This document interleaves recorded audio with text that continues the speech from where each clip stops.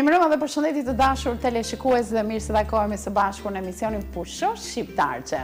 Ne kemi udhëtuar edhe në javët e kaluara dhe jemi ndalur në 5 zona të cilat ne mund t'ju rikthehemi në veriun e Shqipërisë dhe ka qenë një sugjerim shumë i mirë. Edhe sugjerimi nuk lidhet vetëm me bukuritë natyrore, pasi ato janë të pazëvendësueshme dhe këtë e dim të gjithë, por dhe kur i shikojmë disa herë gjithmonë mund të kërkojmë vende të reja, por nganjëherë duhet të rikthehemi në disa vende sepse ne takojmë njerëz shumë interesant.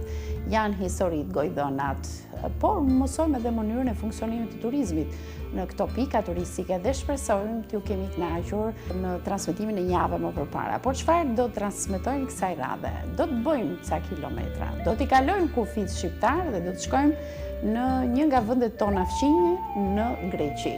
Jemi ndalur kësaj radhe në Athinë, kemi bërë një vizitë të bukur dhe të këndshme në këtë qytet, por vëmendje më të madhe e kemi përqendruar te Akropoli. Agjenci turistike shumë herë e referojnë si pikë turistike, por është një këmbështrim krejtëndryshe që vjen përmes emisionit Pushosh Shqiptarçe, një reportazh i shkurtër që sjell vlerat e këtij vendi, një kamër që hyn dhe kap detaje nga ato që ndoshta agjencitë apo firmat e ndryshme nuk i kanë vënë re ose i kanë marrë anën më pozitive të tyre, dhe ne duam flasim për vlerat e këtij vendi siç është Akropoli, një mundësi shumë e mirë për ta vizituar atë. Çfarë ka Akropoli? Pse duhet ta vizitojmë atë? Çfarë këshillash paraprake ne japim për çdo vizitor që dëshiron të shkojë pranë Akropolit? Ndiqni këtë reportazh të këndshëm dhe jam shumë e sigurt që do e zgjidhni si vend në planifikimet e pushimeve tuaja.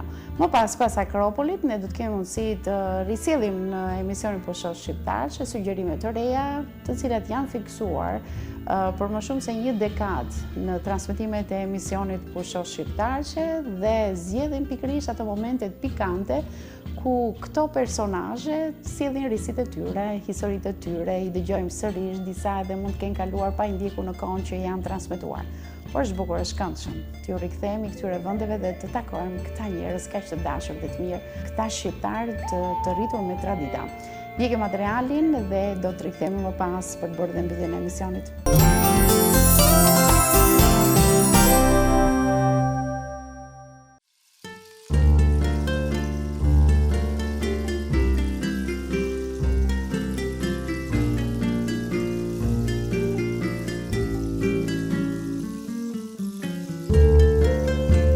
Greqia është një vend në pjesën juglindore të Evropës, në jug të Ballkanit. Greqia ka vijën bregdetare më të gjatë në pellgun e Mesdheut, me mira ishuj. Vija bregdetare e Greqisë është 13.676 km gjatë. Ajo ka dalje në 3 dete dhe ka vijën bregdetare shumë të përthyer. Pjesa më e madhe e relievit është male dhe shkëmbinj që zbresin në bregdet duke formuar ishuj dhe ujdhesa.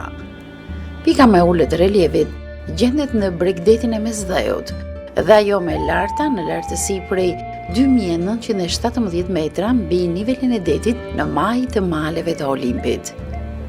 Pozita e mirë gjeografike në detin Mesdhe që në kohët e lashta i përcaktoi Greqisë ekonominë detare.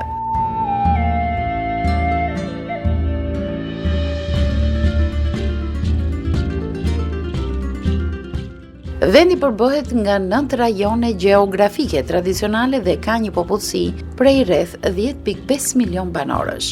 Athina është kryeqyteti dhe qyteti më i madh i vendit, i ndjekur nga Selaniku dhe Patra.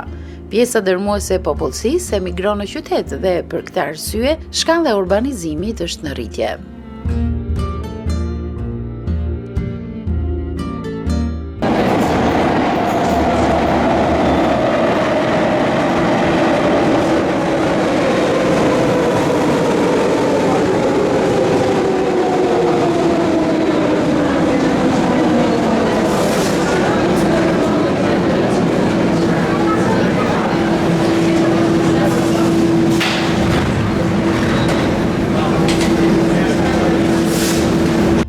Greqia konsiderohet djepi i civilizimit perëndimor, duke qenë vendlindja e demokracisë, filozofisë perëndimore, letërsisë perëndimore, historiografisë, shkencave politike, parimeve kryesore shkencore dhe matematikore, dramës perëndimore, si dhe lojrave olimpike.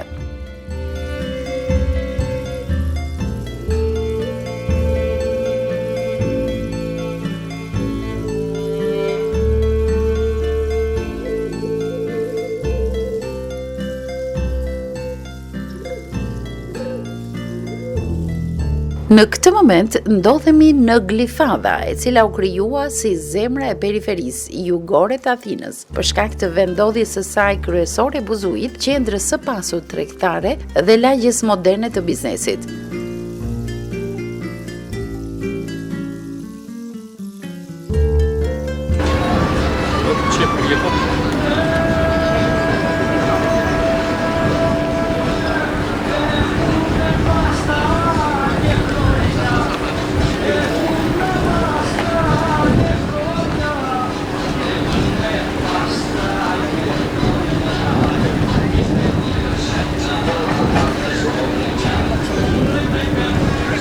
Është përshkruar si pika kryesore e rivjerës së Athinës dhe përmban disa nga rezidencat më luksoze buzdetit e Evropës, kopshtet dhe pronat e gjera buzdetit, me një marinë moderne. Glifada është vendosur në rivjerën e Athinës përgjatë bregdetit të gjirit Saronik. Ndodhet në pjesën jugore të zonës urbane të Athinës. Zona shtrihet nga rrëza e malit Hymetus deri në gjirin Saronik. Në kohët e lashta, zona ishte një qytet i njohur si Aiksoni. Sot, Glifada është mbushur me disa nga klubet e natës, restorantet dhe dyqanet më të njohura të kryeqytetit. Mund të thuhet se është një nga komunat më të amerikanizuara të Athinës, pasi një bazë ajrore amerikane ndodhej afër deri në fillim të viteve 1990. Popullsia e bazës kontriboi pjesërisht në karakterin e Glifadës, duke çuar në një përzierje unike të atmosferës dhe kuzhinës greke me atë amerikane.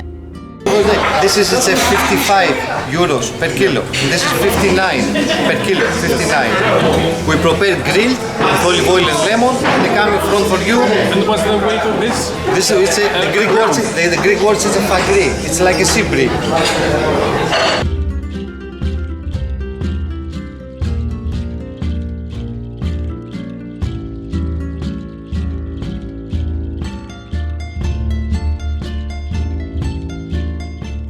Nëse zhvillon një vizitë në Athinë, patjetër që duhet të ndalesh te Akropoli.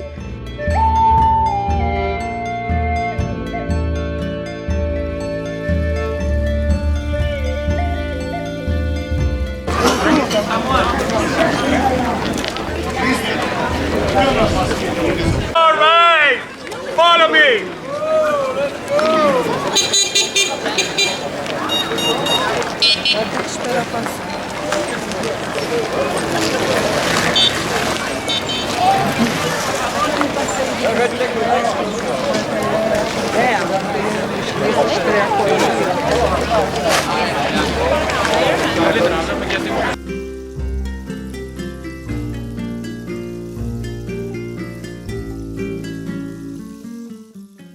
Akropoli është një qytet kështjell i lashtë i vendosur në një ngritje shkëmbore mbi qytetin e Athinës dhe përmban rrënojat e disa ndërtesave antike me rëndësi të madhe arkitekturore dhe historike, ku më e famshmja është Partenoni.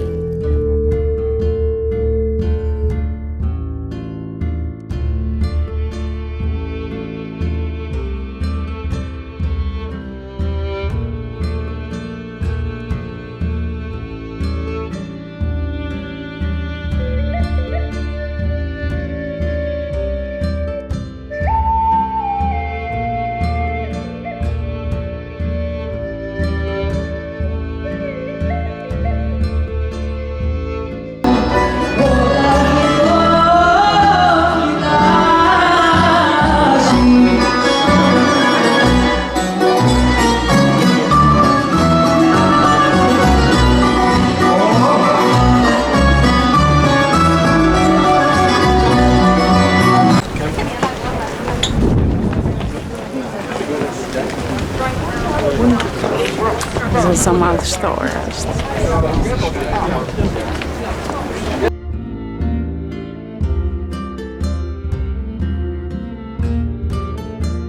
Fjala Akropol e ka origjinën nga fjalët greke akron, pika më e lartë, ekstremitet, si dhe polis, qytet. Megjithse termi Akropol është i përgjithshëm dhe ka shumë akropole të tjera në Greqi, rëndësia e Akropolit të Athinës është i madh, saqë ai njihet zakonisht si Akropoli, pa specifikim të mëtejshëm. Gjatë kohërave antike, njihet edhe më mirë si Ceceropia, sipas njeriut gjarpri legjendar Cecerops, mbreti i parë i supozuar Athinas. Ndërsa ka të dhëna se kodra ishte banuar qysh në mijëvjeçarin e 4 para erës sonë, ishte Perikliu në shekullin e 5 para Krishtit, i cili koordinoi ndërtimin e tanishëm më të rëndësishëm të sitit, duke përfshirë Parthenonin. Parthenoni dhe ndërtesat e tjera u dëmtuan rënd gjatë rrethimit të vitit 1687 nga venecianët, gjatë luftës së Mores, kur baruti që ruhej në Parthenon u godit nga një top dhe ka shpërthyer aty.